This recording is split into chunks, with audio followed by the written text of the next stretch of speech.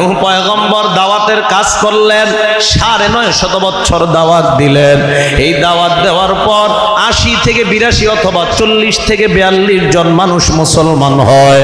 হযরতে নূহ পয়গম্বর এত বছর দাওয়াত দেওয়ার পর উনি দেখলেন দাওয়াতে বেশি কাজ হয় না। আল্লাহর কাছে দোয়া করলেন, আল্লাহ ইন্নী দাউতু কওমি লাইলান ওয়া নাহারা, আমি আমার সম্প্রদায়কে দিনের বেলা দাওয়াত দিলাম, রাতের বেলা দাওয়াত দিলাম, ফালাম ইয়াজিদহুম দুআই ইল্লা ফিরারা, এরা আমার দাওয়াত পাইয়া শুধু পলায়ন করে। আল্লাহ মাবুদ গো, এক কাজ করো, এদের কি তুমি ধ্বংস করে দাও। আল্লাহ বললেন, নূহ কেন ধ্বংস করব? নূহ নবী বললেন, ইন্নাকা ইনতাদারহুম ইউদিল্লু ইবাদাকা ওয়ালা ইয়ালিদু ইল্লা ফাজিরান কাফফারা, এদেরকে যদি আপনি দুনিয়ার মধ্যে ছেড়ে দেন, এদের সন্তানগুলাও তাদের মতো খারাপ হবে। মাবুদ এদেরকে আপনি সমূলে ধ্বংস করে দেন। নূহ নবীর দোয়া আল্লাহ কবুল করলেন। কবুল করার পর ধ্বংসের একটা সিস্টেম আল্লাহ জানায়া দিলেন। আল্লাহ বললেন, ওয়াসনাইল ফুলকা, এ নূহ পয়গম্বর আপনি একটা জাহাজ বানান, বিআয়ুনিনা, আমার তত্ত্বাবধানে একটা জাহাজ বানান। হযরতে নূহ পয়গম্বর জাহাজ বানানোর ঘোষণা পাইলেন। পাওয়ার পর জাহাজ বানানোর কাজ শুরু করবেন। আল্লাহর কাছে প্রশ্ন করলেন, আল্লাহ জাহাজ কি স্টিল দিয়ে বানাবো নাকি কাঠ দিয়ে বানাবো? আল্লাহ জানায়া দিলেন, মিন খসাব, আপনি কাঠের মাধ্যমে একটা জাহাজ বানান। এই ঘোষণা দেওয়ার পর নূহ নবী বললেন, আল্লাহ কোন গাছের কাঠ দিয়ে বানাবো? আল্লাহ বলে দিলেন, মিন খসাবিস সাদ, শাল কাঠ দিয়ে আপনি জাহাজ বানান। কি কাঠ মনে থাকবে নি? নূহ নবী যে জাহাজটা বানাবে কি কাঠ দিয়ে? সবাই বলেন। শাল কাঠ দিয়ে বানানোর পর হযরতে নূহ নবী এই হুকুম পাওয়ার পর পুরা দুনিয়াতে তালাশ করলেন, শাল গাছ কোথাও পায় না। আল্লাহর কাছে দোয়া করলেন, আল্লাহ আমি শাল গাছ কোথাও পাই না, কি করতে পারি? আল্লাহ এবার জিব্রাইলের মাধ্যমে শাল গাছের চারার ব্যবস্থা করে দেয়। ইতিহাস মনে রাখবেন, দুনিয়াতে সর্বপ্রথম শাল গাছ নূহ নবীর জামানা থেকে দুনিয়াতে শুরু হয়। হযরতে নূহ নবী এবার শাল গাছ বড় হওয়ার অপেক্ষা করলেন। এক বর্ণনায় ২০ বছর অপেক্ষা করলেন, গাছ বড় হতে হবে তো। আরেক বর্ণনায় ৪০ বছর, আরেক বর্ণনায় ১০০ বছর। আমার কাছে মনে হয় ৪০ আর ১০০ বছরের বর্ণনাটা দুর্বল।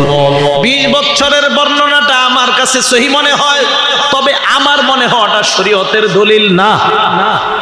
আমি বললাম ৩টা বর্ণনার ২০ বছরের বর্ণনাটা আমার কাছে সহি মনে হয়, তবে বিজ্ঞ উলামারা যেটা বলবেন সেটাই সঠিক কথা। আমার কথা সঠিক হতে হবে এটা জরুরি না। ২০, ৪০, ১০০ তিনটার যে কোনো একটা হবে। তা আমার কাছে মনে হচ্ছে ২০ বছরের বর্ণনাটাই সঠিক। ২০ বছর অপেক্ষা করার পর শাল গাছ যখন বড় হয়, এবার শাল গাছ কাটলেন।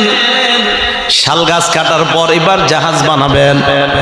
আল্লাহর কাছে দোয়া করলেন, আল্লাহ জাহাজটা দেখতে কেমন হবে? জিব্রাইলকে আল্লাহ জাহাজের ইঞ্জিনিয়ার হিসাবে পাঠায়া দেয়। জাহাজ বানানোর কাজ শুরু করবেন।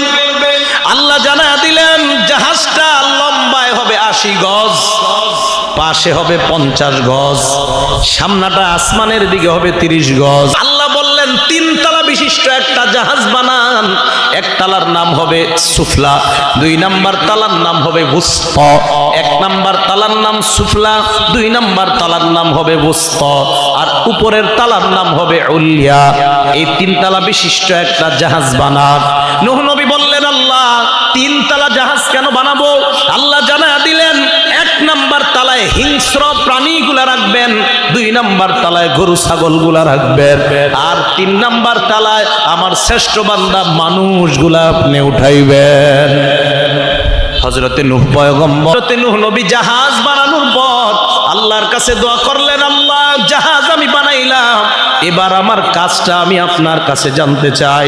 আল্লাহ বললেন, হাত্তা ইদা জা আমরুনা ওয়া ফারাতান নূর, আমার হুকুম যখন আসবে, চুলার মধ্যে মা বোনরা ভাত রান্না করলে ভাতের মার যেমন টকবক করে জমিন থেকে পানি এইভাবে টকবক করবে। এমন যখন হবে সেদিন মনে করবেন জাহাজ চলার সময় শুরু হবে। হযরতে নূহ নবী অপেক্ষা করতে লাগলেন। ওনার বিবি একদিন চুলার মধ্যে রান্না করতেছে। ওনার বিবি চুলায় রান্না করতেছে। চুলাটাকে ওনার বিবির না আম্মাজান হাওয়া থেকে আস্তে আস্তে ওনার বিবির কাছে আসছে। এখন প্রশ্ন, চুলাটা হুজুর রান্নাতে করতেছিলেন কোন জায়গায়? আমরা পূর্বতলায় কোন এলাকায় বৈশা নাকি? প্রশ্ন হয়। তিনটা বর্ণনা। এক নাম্বার আমাদের হিন্দুস্থানের কোন এক এলাকায়, দুই নাম্বার বর্ণনা মক্কার কোন এক এলাকায়, তিন নাম্বার বর্ণনা বাইতুল মুকাদ্দাসের দক্ষিণ গেটে বৈশা ওনার বিবি রান্না করতেছিলেন। ওনার বিবি চুলার মধ্যে রান্না করতেছিলেন। হঠাৎ তাকায় দেখে মাটি থেকে পানি টকবক করে উঠতেছে। স্বামীর কাছে দৌড়ায় যায়, কি ব্যাপার? এমন এমন দৃশ্য আমি দেখলাম। হযরতে নূহ পয়গম্বর বুঝতে পারলেন বন্যার সময় শুরু হয়ে গেছে, নিচ থেকে পানি উঠা শুরু হয়ে যায়। আল্লাহর কাছে দোয়া করলেন, আল্লাহ আমি এখন কি করব? আল্লাহ কয় আপনি জাহাজের সামনে গিয়ে দাঁড়ান। হযরত নূহ নবী জাহাজের সামনে দাঁড়ায়। আল্লাহ জানায়া দিলেন ফাসলুক ফিহা মিন কুল্লিন জাওজাইন ইসনাইনি ওয়া আহলাকা ইল্লা মান সাবাকা আলাইহিল কওলু ওয়া মান আমান। আপনি এক কাজ করেন, প্রত্যেক নারী পুরুষ যত প্রাণী আছে প্রত্যেক প্রাণী থেকে নারী পুরুষ জোড়ায় জোড়ায় জাহাজের মধ্যে উঠান। নূহ নবী আল্লাহর কাছে বললেন, আল্লাহ মানুষের মধ্যে কোনটা নারী কোনটা পুরুষ আমার জানা আছে, কিন্তু অন্য প্রাণীদের সবার নারী পুরুষ তো আমার জানা নাই। আমি দেখলে কিভাবে চিনবো? কেউ যদি চিটিং করে উঠে যায়? আল্লাহ বললেন আপনি দুই হাত দুই দিকে প্রসারিত করে দাঁড়ান। নূহ পয়গম্বর দুই হাত দুই দিকে প্রসারিত করে দাঁড়ায়। আল্লাহ জানায়া দিলেন ডান দিকে যেই প্রাণীটা লাফ দিয়ে উঠবে ওটা পুরুষ প্রাণী হবে, আর বাম দিকে যেই প্রাণীটা লাফ দিয়ে উঠবে ওটা নারী প্রাণী হবে। সিস্টেম শিখায় দিলেন। নূহ নবী দাঁড়ায় আস, অনেকক্ষণ দাঁড়ায় আস, দেখে কেউ আসে না। আল্লাহকে বললেন, আল্লাহ কেউ তো আসে না। আল্লাহ বললেন নিচের দিকে তাকান। নূহ নবী নিচের দিকে তাকায়। তাকানোর পর দেখে আউয়ালু মান দাখালাস সাফিনাতা আন-নামলা, সর্বপ্রথম জাহাজে ওঠার জন্য ছোট্ট একটা পিঁপড়া আসছে। আওয়াজ দিয়ে বলেন সুবহানাল্লাহ। তাহলে নূহ নবীর জাহাজে সর্বপ্রথম কে উঠছে? নূহ নবী কয় কিরে পিঁপড়া তুই আইছ? কয় হুজুর আল্লাহ পাঠাইছে। কি করা? উঠাইছে। এক এক করে করে প্রাণী উঠাইতেছে। জাহাজের মধ্যে পিঁপড়া উঠছে প্রথম। পিঁপড়া উঠার পর দেখলেন আস্তে আস্তে অন্য প্রাণী আসতেছে। হঠাৎ রশির মতো পেঁচাইতে পেঁচাইতে একটা প্রাণী আসছে। নাম কি? সাপ। নূহ নবী সাপ দেখার পর আল্লাহর কাছে বলেন, আল্লাহ সাপ আমি ভয় পাই, মানুষও ভয় পায়, এ মাবুদ সাপ না উঠাইলে হয় না। আল্লাহ বললেন না, সাপ উঠাইতে হবে। সাপ যদি না থাকে সাপের বংশ বিস্তার কিভাবে হবে?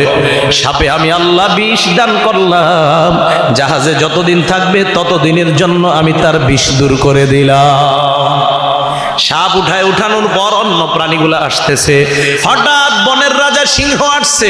নূহ নবী কয় আল্লাহ সিংহ মানুষও ভয় পায়, গরু ছাগলও ভয় পায়, এটারে উঠানোর কোনো দরকার নাই। আল্লাহ বললেন না না কোনো সমস্যা নাই, সিংহের মাথায় আপনি হাত দেন।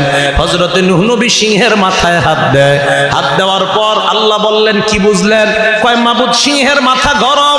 আল্লাহ বলেন না না এটা গরম না, এটা হলো একটা রোগ। এই রোগের নাম হলো আল হুম্মা। হুম্মা শব্দের অর্থ হলো জ্বর। দুনিয়ার ইতিহাসে কোনো মানুষের সর্বপ্রথম জ্বর হয় নাই। দুনিয়ার ইতিহাসে সর্বপ্রথম